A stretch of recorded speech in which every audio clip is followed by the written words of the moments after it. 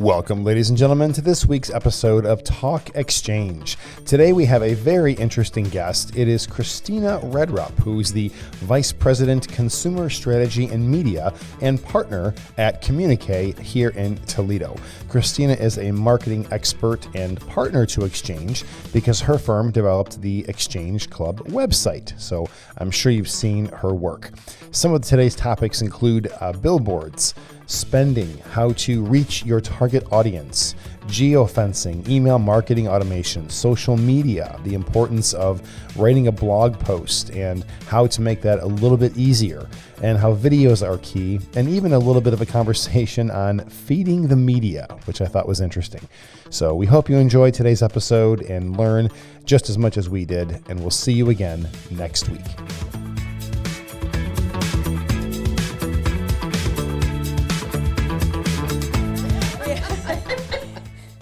Welcome to this episode of Talk Exchange. I'm Tracy Edwards, CEO of the National Exchange Club. And I'm Christy Lindahl, Director of Communications. Well, I'm super excited about our guest today. I know we say that pretty much every time because we've had such amazing guests, but this person is somebody that we've had the pleasure of working closely with, who's been a great partner of Exchange and really been the brains behind our shiny new website and some of the great things that we've introduced to our members and the public nationwide. So we're excited to have Communique's Vice President of Consumer Strategy and Media Partner, Chrissy Redrup. Welcome, Chrissy. Hi. Thanks. I'm so excited to be here.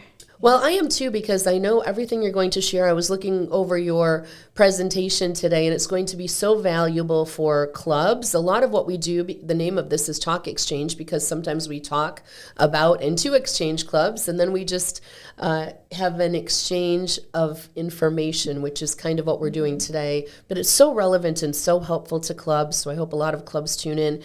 And really, our fellow service clubs, too, and all of our nationwide listeners, and in fact, worldwide listeners, anybody who has anything to promote anything. And really, everybody has something to promote, right? Yeah. So Chrissy and her team have worked with us closely. I hope all of you out there who are members have seen our joint exchange video. That was her team. They flew out to Texas and met with a lot of our clubs out there. They've become very familiar with Exchange and our structure over the years, which is why it makes sense to have Chrissy come in and talk about marketing and PR for clubs. Absolutely. And, with our new public-facing website, all of that new language that's so important, they really forwarded our model into the future with everything that's so cool on that website. Yeah. So I hope every member and beyond checks it out and uses it as a really important public marketing tool. So Chrissy, I'm excited today because this is so helpful to our clubs who do so much in the community, but no matter what they do, no matter how big or small they are, no matter how active they all are looking for the same thing, which is how do we create more awareness about what we're doing? How do we promote what we're doing? So I know you're here with some great advice based on your awesome experience on how clubs can market to their communities. Well, sure. Put together 10 ideas for paid strategies and 10 ideas for free strategies. So we'll talk through some paid strategies first, and then we can get into the others. So what we want to do is talk about our mass media strategies first, but talk about how you can use them on a local level. So when we think about outdoor billboards and we think about how you can use them locally, geographically, that you can get them in an area really close to your club in your region. And there's different kinds. You have your digital billboards and you have your static billboards, and there's advantages to both. Digital billboards are great when you have an event or something where you have a lot of messages you need to get out. Static billboards are the vinyls that go up, and you're not able to change those. You put them up and they're up for 30 days or so. The advantages to a static board are sometimes they don't sell the space after you have the contract, and they stay up, and it's called a ride-over. Yeah. And Nice. You get free advertising then. So the boards stay up, and you have free space. When you have a digital campaign, your time's up. Those come down, so you don't get any added extra value there. Good points. Your timing is good on that too, because especially during the month of April, a lot of our clubs negotiate billboard space for National Prevention of Child Abuse Month. So that's a good opportunity for clubs to get their name out there. And Chrissy, we find many times too, billboard companies will even negotiate to donate some of that space in return for a little bit of paid space. So that's a great opportunity. That's amazing. Yes, you'd be able to get something where you do have some static boards that then would be able to stay up past the month of April. Yeah. Yeah, for free space. And I know a lot of clubs like the print media. I know that that's cut back quite a lot, but I've been to a couple of clubs lately that have great relationships in their communities with their print media partners. So tell us how clubs can maximize that usage. Yes, a lot of the newspapers in the communities, the weeklies, those are still really popular. Those are read because they focus on all the local school news, what's going on in the community, what's happening with the city council. So those are still picked up, looked through each week. So ads in those publications and articles, any kind of public relations articles you can get in those are still widely read. So we encourage people to look into that as advertising vehicles. And I know our community paper, our weekly, also publishes stuff online. So they carry over. You're getting on Facebook, their social medias, and their website. You're getting some carryover too. Definitely. Yeah. Yeah, for sure. And social media is huge for us, especially Facebook. What advice do you have for clubs who may want to utilize that as a marketing tool? It's really great because you're able to target. You're able to put in who your audience is, who you want to look at, friends of friends, people that are following certain groups, people with certain interests. So you're able to go in and really, really target your audience so you don't have a lot of waste with who you're looking to reach with promoted social. Can we talk a little bit more about that? Because I know Christy and I have had some questions about, for example, if a club has an event, what should they do to publicize that? Their concern, of course, is that if they put that on their personal Facebook page or even their club Facebook page, only those followers or friends are going to see it. How do you suggest they expand that audience? Yes, so you put your event out there on your Facebook page, and then you're able to promote that event with paid media. So you're able to boost that, promote that, do a sponsored post, and then you're able to get that out there and target who you would like to reach. Then you set the parameters, you set the time frame, you set up the amount of money, and it'll tell you, your daily reach, and you're able to look at all the results and see how many people you're reaching. You can optimize that then to people who are clicking on the link to see what the event's all about. So there's life and longevity of those ads, Chrissy. So obviously the longer you run it, the more people you're going to touch. But then you hit a certain point where it becomes stagnant. What is that happy spot in the middle? You want to take a look at your frequency. So yeah, you like you said, you don't want to hit somebody too many times. So you really want to monitor when you're looking at advertising. You want to see how many times you are hitting people. So you want to hit them, 6 or 7 times, but you don't want to hit them 25. Right. So where they don't want to hear your name again. Definitely. Yes. Definitely. Now, for clubs that may be concerned about the cost of that, Chrissy, any idea, a ballpark of what a good starting point is? Because I know from our experience, you really don't need to spend much money to have significant reach, right? Definitely. You can spend $50 or $100 to promote something. So you don't have to spend thousands of dollars on Facebook or Instagram or even LinkedIn to promote an event, to promote any some of your service projects, anything you're doing. Awesome. Do you recommend more of a static image type ad, or do you think the videos, the short reels are a little more appealing? Yeah. If you have video, that's the great way to go. Yeah. People that's very appealing. But yeah, whatever you have, if you have multiple photos, you can do a carousel. Yeah. So I like that. Yeah. I like that. Yeah. Definitely. How about radio ads? I know radio is still alive and well, and in our town of Toledo, in fact, our local radio partners are very supportive of events and things in the community. So how is it best to get involved in radio ads? Radio is great because you can do 15-second, you can do 30-second spots. You can do some billboards where you get 10-second spots where you get name mentions. But you're able to then target who your demographic is to the different stations that you want. You can look at the morning radio, morning drive, afternoon, evening, depending on who your demo is and what you're trying to do. So you can get inexpensively put together a radio buy. So what I'm hearing from you is some consistency here.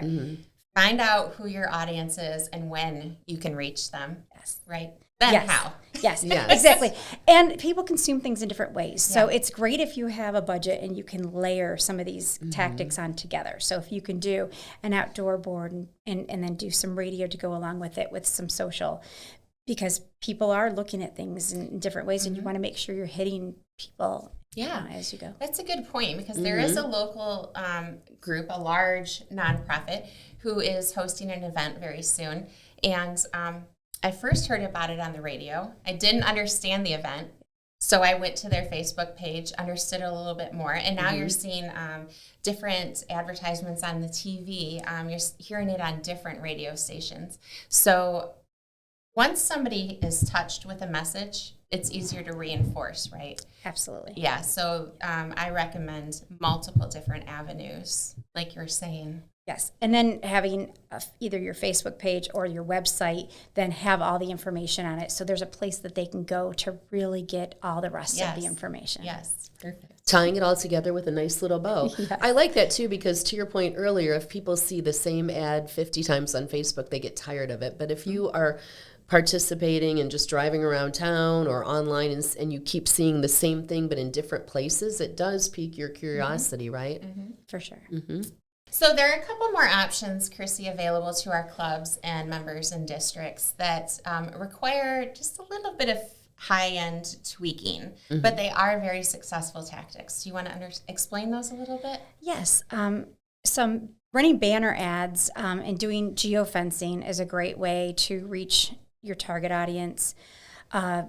If you know that there's an event going on in town, and there's going to be a lot of people that are in your target, whether there's donors or people that you'd like to recruit to be in your club, you can, with geofencing, they draw an area. They draw like it's almost like a box around an area, and they target all the phones in that area, and they gather their IP addresses for those phones, and then they'll run ads on websites. On their phones for the next 30 days. So if they're on their apps and they're playing a game, or they're searching and reading news, or they're on websites on their phones, they're being served your ad. And then they can be driven back to the website then for more information, but you're able to get your message out there. So that when people speak up and say, I think Google's listening to me. Yes, it really is. That is really where, being geocached. because you probably walked into an area that was being geofenced, Yes. and then they said, okay, we're going to target you now because you're our audience. Okay, that's great. So many of us are the victims of like that. Let's turn around and use it to our advantage. Let's Yes. target. Yes. Let's target. Yes. And then email marketing automation is one of the newer things that people are doing. And one of the things that's great about that is as you're meeting people out at events and you're gathering email addresses and you don't have time to follow up with people, you can set things up to automate to reach out to them. Oh, nice. And so you can set it up so you meet somebody and it sends an email out to them. And then based on whatever action they do with that email, then they get served another email. So if you ask them to click a link and they click the link, then a week later they get served another email. Or if they don't click a link, 2 weeks later they get served this email. If they watch a video, then they're served 2 days later, they could be served this email. So it's a customer journey that you develop, and then they follow that path. And then when they do that final action, then they fall out of that pool. But that final action then becomes, they become a warm lead, and they're doing whether they donate or whether you're ready to give them a call to have them join. So it kind of sees the whole conversion process through. Definitely. Oh, this would be great for prospective members, community partners, that sort of thing. I like that flow a lot. I do too. Excellent. Yes. Okay. So you'll see, people call those drip campaigns. Yes. But a lot of times they're tied into CRMs, Sure. or there's, marketing automation software out there that people can use. Interesting. Great. That Okay. takes it to the next level. It does. So this one is kind of grassroots and been around for a long time. And I thought about this when I saw it on your list because I was at a school musical a couple of weeks ago, and that had been a while since I had been to one, and it took me back because they still had the program filled with ads, and I saw some community service organizations advertised. Great way to just, again, target market the parents and administrators and kids for our Excel clubs, right? Yes, so these next couple are back down to these grassroots level things. But yes, ads in children's musicals at the schools, doing things at sporting events, sponsoring kids sports, getting banners put up at the events, the logos on the T-shirts, program ads, that type of thing. It's so much more than just branding a certain fundraiser or an event that you're hosting at a park. Right? Yes. This is a constant. People see this. I take my kids to their baseball games, right? Yes. You see the local the local businesses and the nonprofits. Exchange actually sponsors one of the fields that my kids play on. And it resonates with people, so they see it year after year after year, and that's who you want to support. You feel this duty to support them because they're supporting their community. Right, and this one really has some depth for me personally because I believe that our sweet spot really in membership is new empty nesters, the people who are so involved in their children's lives. You have all the travel sports and everything, right, Brad? And you go to everything travel and you're constantly involved in everything going on at the school. Then suddenly they're off to college or to the next step, and these are the people who've been active, and now they have a little bit of extra time, they have a little bit of extra money, and to carry that over, exchange clubs and service clubs are the perfect way to do that. So this really has a lot of depth besides just getting the name out there. If clubs target that in the right way, they could really gain some prospective members from this type of advertising. Excellent point, yes. Yes, and then another grassroots thing, local grocery store, the cart ads, also, bus bench ads. Oh yeah. And then high school scoreboards, the end zones, inside the gymnasiums, that type of thing in the high schools. And then looking at theaters, cultural programs, those types of things in the community. Getting involved with, your local, the ballet and your any kind of Performance type arts. Yep. Yeah. Sure, any place that. where people really get together, because that's what our clubs do, is bring people together.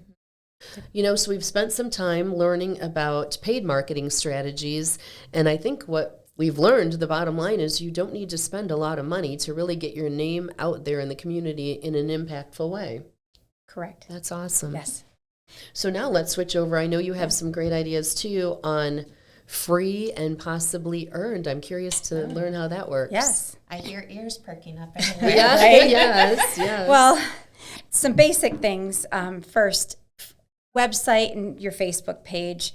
You want to make sure that you look at those and make sure that your contact information is up to date, that you have information about us, what your mission is, information, photos about what you're doing, projects that you're working on, who's involved, things you're engaged in.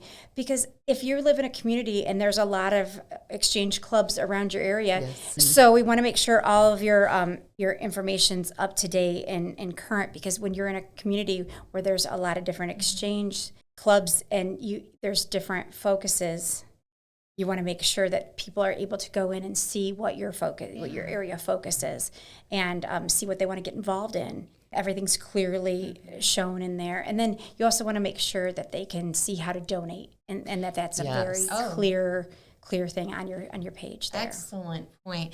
Chrissy, could you explain a little bit, when you go into a club's or any group Facebook page, you see transparency is rated, and you also see how quickly they respond to your messages. So, it's important that people realize that the page is active, that it has Yes. integrity behind it. So could you explain a little bit more about those two dynamics? Yes, you want to make sure that you're going in and you're responding. Response is really important on Facebook.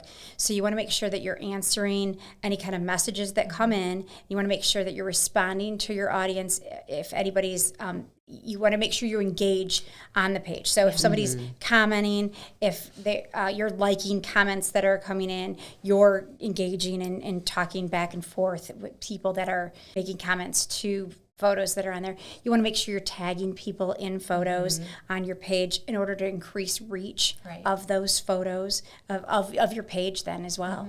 So all that's important. Okay. Well, that right there is gold if our clubs listen to that, because we always talk about how important it is to keep things current and relevant. And if they show up to the page and things are not current or relevant, or there's a lagging response time or no activity, that could turn someone away. So that's super important and a great free way to get your name out there. And Facebook has a lot of ways to get, you can use that as a free tool.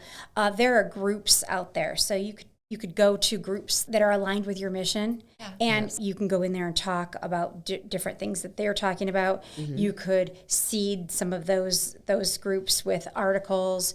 You can go in and just engage with those members of those groups. And there's a lot of them across Facebook, and you could that helps to then become a thought leader in that area, and people then will engage back with you, and then that's a good way to help with recruitment. That's a great phrase, a thought leader. I like that. like that. We need thought leaders out there making a difference.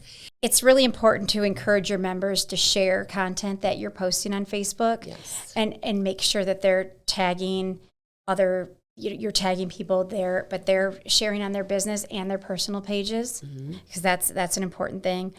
You want to make sure you're promoting your weekly speakers, your monthly speakers, and that you're tagging them, but you're also tagging organizations that they're involved with. So are they on a board?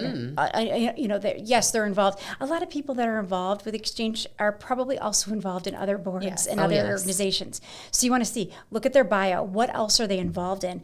To also tag those organizations as well, because then people that they're involved with there will share out to those. Point. Definitely. Yes. So we want to do that. We've seen some clubs too, and I appreciate this. They cross post, so they might borrow an article from Boys and Girls Club, and bring that over to their site, and then you see some cooperation back and forth, and you've got some of that double audience then. That's absolutely. Definitely. That's huge. Win-win partnership right there. Yeah. Yes.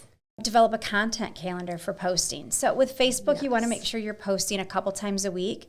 With LinkedIn, that's more of a business focus. You could post once a month for LinkedIn. So you can post less. But developing a content calendar will help you see what you're going to post, when you're going to post it, and you can do something where you do a weekly post about this, maybe a weekly post that has to do with a service project that you're working on. And then you want to take a look at the National Awareness Days, because there's different days out there for everything. So you want to make sure you put those on your content calendar, so you're ahead of all those things that come up.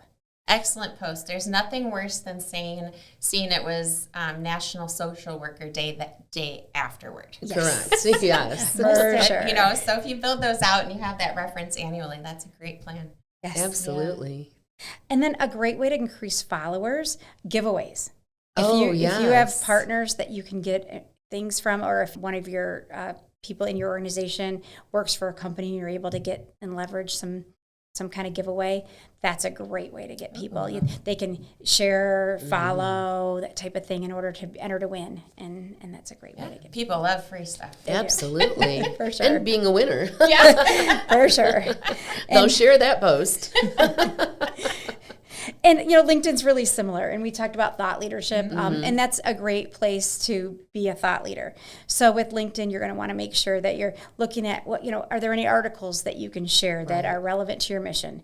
And, make comments on them and share those to your page. Can you support members in their careers?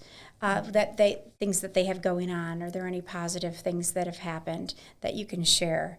Are there quotes or testimonials of things that you have that you can do that? So you want to just make sure that you're a resource for your club's mission on LinkedIn. Perfect. Absolutely. I like that.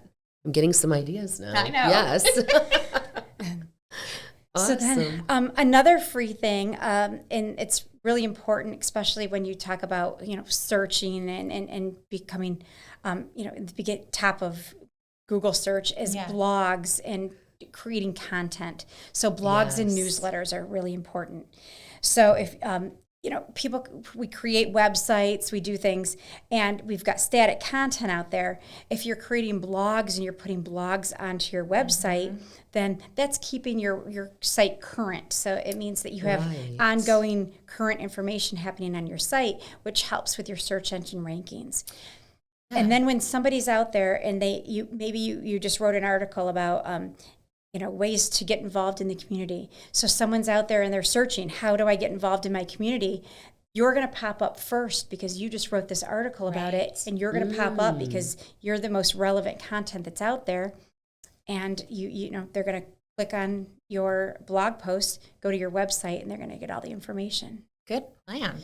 So not all of our clubs have websites. Not all of them have the capacity to support one. How else can they host a blog? Facebook is a great way. So you can do that on Facebook or LinkedIn. So they can host blogs. You can do those right in the sites. Nice. So those are great ways to do that. And blogs don't have to be complicated. They don't have to be long. They can be something short. You could do a quote and you could comment on it. You could find an article and you could put one sentence about the article in it. What your opinion is on that article. You could do a Q&A. You could, I like that. you could highlight a member. There's so many things you can do with a blog that doesn't have to be a really long, drawn out, complicated thing. Perfect. I mean, a lot of people think, blogs when they first came out, it was almost a digital magazine. Yes. You had to be an author practically to. No, well, I liked learning that it can be concise. And I also like the subject of newsletters because many of our clubs produce newsletters that are electronic. Many of our districts produce newsletters, but it stays within that small group, the members. So I'm just thinking that this information gives clubs and districts an opportunity to expand that in a different way, maybe via a blog, maybe via a Facebook page, right? Yes, and if you can put the information, take it out of a PDF and put the content into a blog format, that's going to help with the search engines when they're crawling. Good. Well, those are golden words because most of those newsletters are PDFs, right, Christy? Yes. So great exhortation to maybe tweak that a little bit, right? Just pull some of those articles out and post them, on the blog. We've never talked about that before. Right. That's an excellent point. Absolutely. Yeah, great. Thank you. Yes. So another free thing, community partnerships. That is big. So, partner with organizations that support the work you're doing in the community. And promote them across social and across PR. But as you're working on things that are similar, you have similar missions. Get out there, work together to get the word out into the community. Yeah, show up. Build this partnership and then sustain it. Absolutely. Nurture it. Mm-hmm. Definitely. And I know you have testimonials on your list, but those relate to those community partnerships because so many clubs give away money to their local organizations, places they support. They conduct fundraisers and then donate the money. And that's a great opportunity to get a testimonial from that organization, right? Which a lot of times it's just, here's your check, and they go on their merry way. But what a great opportunity for somebody to get out a phone and record a testimonial, right? Yes. Absolutely. And videos are great. Yes. Photos good, but video is even better. Yeah, and we'd rather see those than, the mugshot with the big check. Yes, absolutely. Because really we want to hear the impact, right? Yes. What did you do with this money? What are your plans for the money? And what's the value of having this exchange club as a partner? Right. And one thing that doesn't come through on those type of photos is the emotion behind it. True. Everything seems so flat. So with the videos or testimonials, you're appealing to that personal level. And you brought up a good point with the big check. Follow up. So what did they do? Here you did that, but what did you do with the money later? Yes, so that's exactly. Opportunity for more video. Definitely. Right. Another thing that we do that's really popular with some of our clients, feed the media. So doing radio media tours, television tours. So if you have an event going on that's popular, look at something that some way you could feed the morning radio shows and set something up where you take some food in and you get interviewed and you go in and talk a little bit about what you've got going on. And, you know, the morning radio people, they love it when you bring treats in. Donuts make everybody happy, right? They do. So we call it Feed the Media. We try to get something that's relevant to whatever we're doing. So, you know, we've made cookies that have logos on them, that kind of thing. But we've done other things depending on what it is. But yeah, and the same thing with the television stations, and it helps just to get the word out. But when you go around and do that speakers tour, and that's always a nice thing. And I bet you're invited back more often. Yes, if you have treats. Definitely. You're always on the list. That is so true. Yes. You know, and speaking of that, the media tours, that's a great idea, really. If you look at an event that you have coming up, but it's not something you can execute in 24 hours. You need to have a plan behind this. So, you know, for example, if you're watching Good Morning America, whatever show comes on after that, you might see the same guest, and you're like, what the heck's going on here? Yes. They're on a tour. That's true. Yes. For sure. Promoting a book, a movie, whatever it is. So we want to do that on a local community level. Most definitely. And I like your upcoming points about supporting local economic development, because we always say that exchange clubs are the perfect place to join if you want to be involved in your community, know what's going on, and be part of it. That's a great connector for clubs and the community. Tell us about how they can be effective there, Chrissy. Absolutely. You want to look at what's happening in the community and attend groundbreaking ceremonies, ribbon cuttings, new business openings, holiday parties, anything that's happening in the community. You want to make sure that you're a part of that and you're out there networking and meeting people and just making those connections. That's so important. Right. So, yeah, there's a lot of things out there that people can do to promote their clubs that are fairly inexpensive or free and don't take a lot of time, and that can be really effective for recruitment, for donations, to promote the service projects that are going on in the community. So it's really exciting to talk about. There's so many more that we didn't even touch on. Well, I'm excited already, and I'm glad you touched on that don't take a lot of time, because our club members, certainly they volunteer their time, and they typically don't have a public relations or marketing expert in the club. So all of the things you described, you're right. I think anybody listening could effectively just say, I'm going to do this, and go ahead and get it done, right? Absolutely. Yeah. Well, I can't wait to see what our clubs are going to do after listening to this episode, Christy. I know. Hopefully we see some new, fresh ideas, some moving and shaking as, you know, the weather warms up, people come outdoors. Yes. We all seem to feel rejuvenated. So hopefully everybody starts putting their best foot forward and, you know, pulling up some new strategies. Absolutely. And we'll see enhanced and increased social media marketing and hear more and more about exchange clubs doing the things they do all over the country and in Puerto Rico. So thanks to Chrissy Redrup from Communique. We really appreciate your experience and sharing this advice with us. This will make a difference in every exchange club across the country. Thank you. This was so fun. Thank you. It was so fun. I loved it. And thanks to you for tuning in to this episode of Talk Exchange. Wow. That was